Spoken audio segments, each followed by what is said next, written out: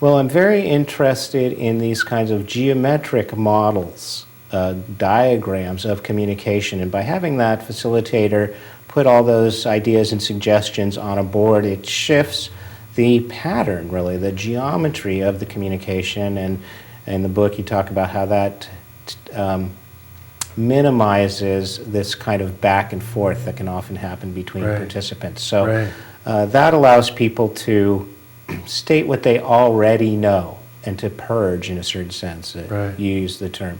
And then there's a moment that you can identify when the energy in the room shifts. Can you describe that kind of, there's a certain emptiness that happens, and how do you identify that moment of shift? Because that's really the shift to the new paradigm, isn't it? Well, it is in a way. There's thinking and talking from what we already know. And there's judging. You know, like, is that a good idea? Is that a bad idea? Do I agree with this? Do I disagree with that? We don't want any of that talking. I mean, that kind of conversation, which is what our current system encourages, is not the kind of conversation that leads to unanimity, that leads to the best answers. So we're trying to have a kind of conversation where people use the knowledge they have, but they just kind of talk naturally, and then they notice in the end that, hey, we all are saying the same thing here. And that shift does happen, and we have a way to help that happen through dynamic facilitation, but I'm worried we won't have time to talk about it really that much here. But in the end, people come up with unanimity, and they come up with it in a way, this is a small group of people, that their thinking process resonates to everybody.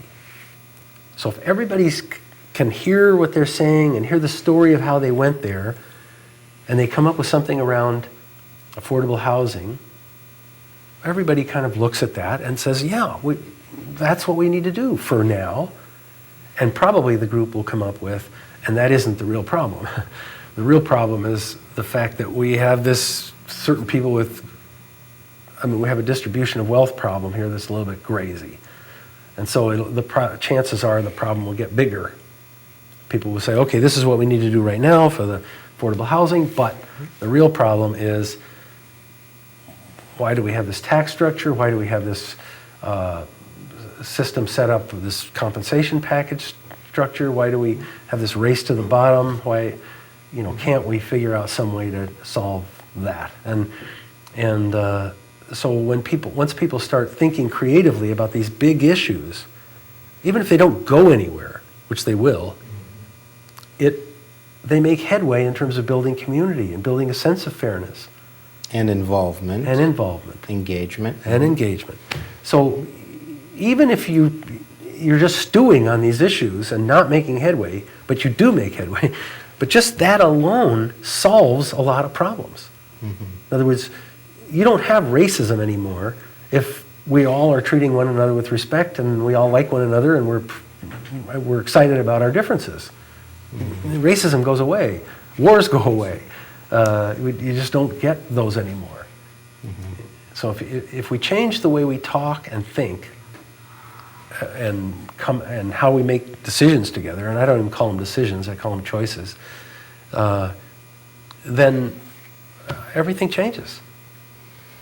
So in this sharing of, let's say, entrenched positions back and forth, there comes kind of a magical moment where people begin to see the greater context, and the problem somehow gets redefined and in a way that reveals people's common beliefs and morals and ethics and values. Exactly.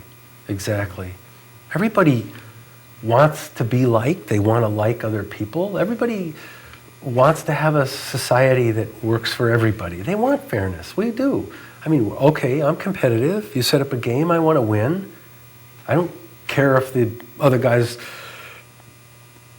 have less points than I do. I want them to have less points than we do. But when the game's over, I'm actually in a different place. Now I'm not playing that game anymore. I'm doing something else. I'm visiting with people and like everybody, and it's a different paradigm. Mm-hmm. But we have been born into this game where we think the competition is the way life works. We think people are just naturally self-interested. Well, yeah, they are in a sense, but only because it's a game, only because we structured that box. So, assuming that their interest is piqued by hearing this conversation, and now they want to take the next step. They come to your website, societiesbreakthrough.com. Yes.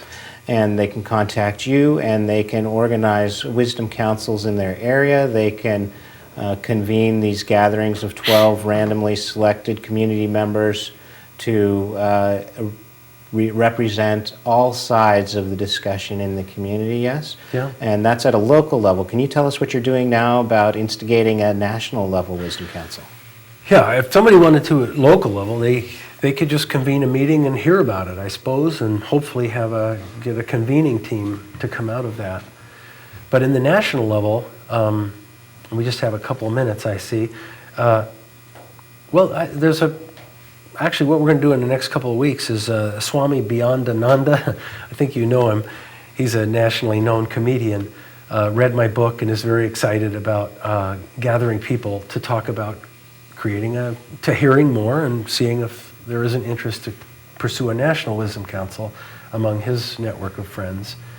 And that's in the Bay Area. And there's another group that's convening a wisdom council process, or a group of conveners that we'll be meeting with at the same time in Oakland, interested in creating a wisdom council process for Oakland.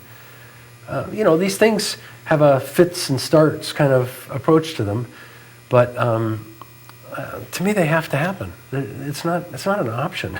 We have to start thinking and talking in this way, and we can't rely on the system that we've been handed to make good collective decisions, because it's not going to work. It's not going to happen.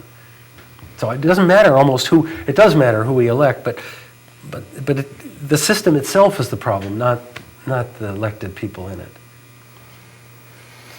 Well, I believe that more and more people are coming to recognize that it is a systemic problem, and not just in a crisis in society that we face, and not just a crisis in individual subsystems. And it's a real pleasure to sit down and talk with another optimist who believes in the transformative power of communication, and who has a vision of the transformative power of community building, and how to build community, and actually to establish a democracy in our country, which has so much promise. Yeah, thank you very much, Dan.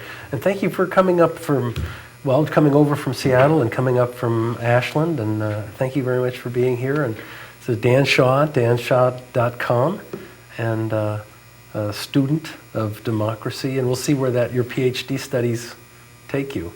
Well, this is a darn fine start. Thanks, Jim. Good.